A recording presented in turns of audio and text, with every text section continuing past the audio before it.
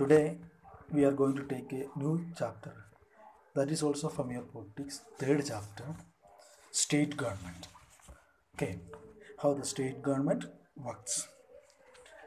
So before that, last year in sixth standard, you studied about levels of government. Okay, three levels we studied.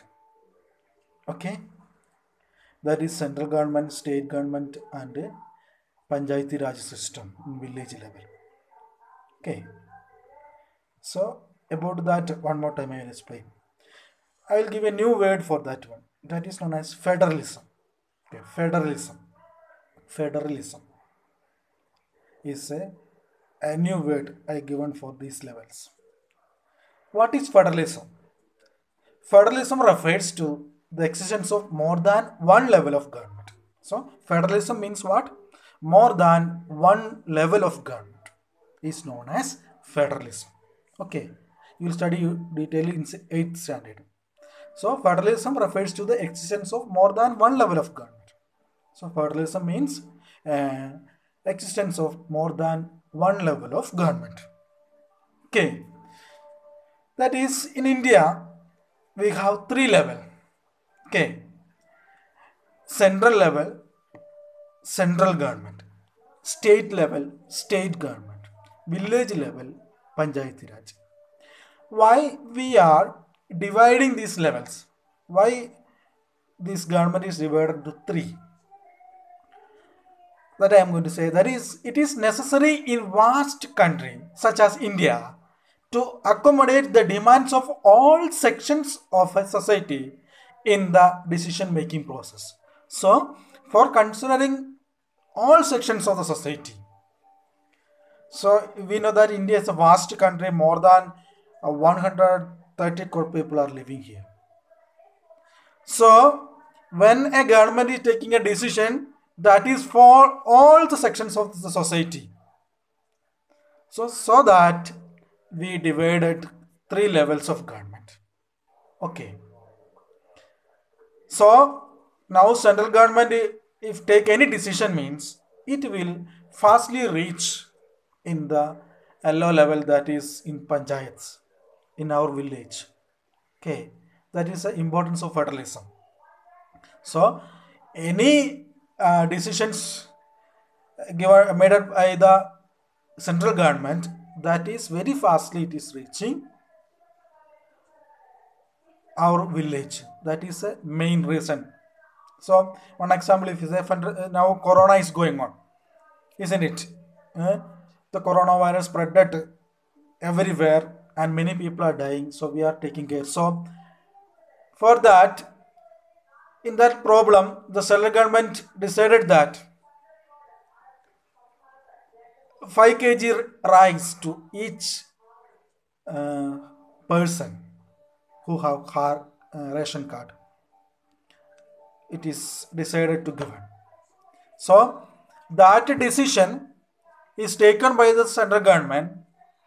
Within the days, it is getting from our ration shop, it is getting 5 kg rice each person.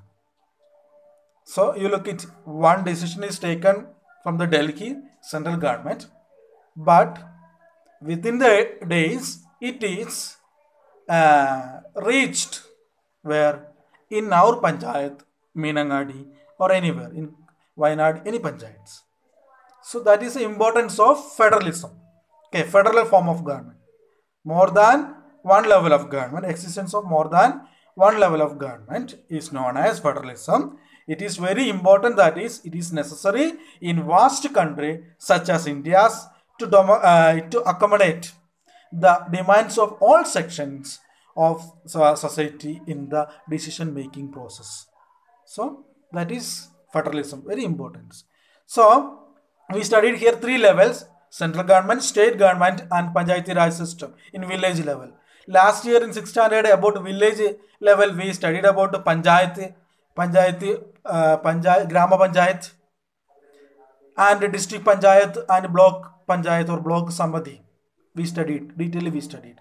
Now we are going to study in this chapter about state government. Okay, state government. How in this federal system state government is working. So that is now we are going to study. So we studied that India is a democratic country. In the democratic country, most important element is that universal adult franchise. That is most important elements. And government is for the people. People selecting their leaders and they are ruling for the people. That is the importance of democracy. In the democracy, this federalism is very important. In that federalism, we are going to study about the state government. How state government is working in this federal system of India. That is we are going to see. Okay. There is one story is given in your textbook that is about a water crisis in a village. You have to read that one and understand. And there is one person is speaking about this problem. That person is in that area's MLA. Did you heard about MLA? Maybe you heard about doctor or any other government officers you heard about. Did you heard about MLA? The full form of MLA, member of Legislative Assembly. Member of Legislative Assembly. Okay. Members of the Legislative Assembly, MLAs are elected by the people. Okay. Members of Legislative Assembly, MLAs are elected by the people. Okay. Then they become members of Legislative Assembly. Okay.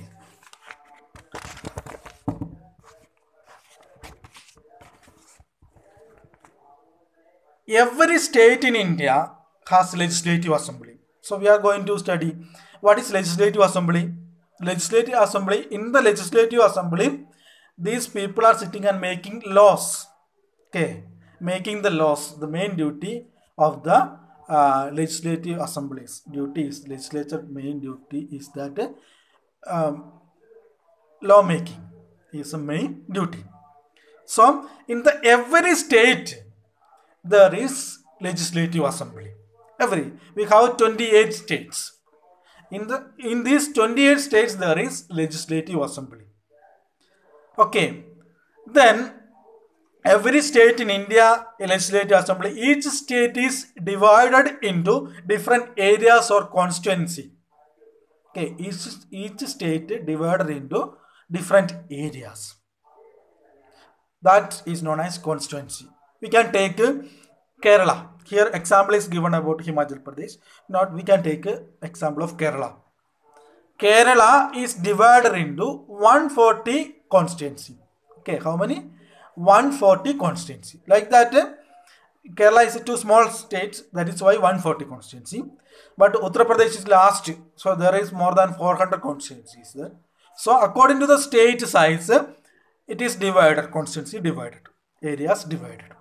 And each constituency, one person elected by the people. Then that person become member of Legislative Assembly. Okay. So I think you understood. Every state in India divided into different areas or constituency. We take Kerala divided into 140 constituency.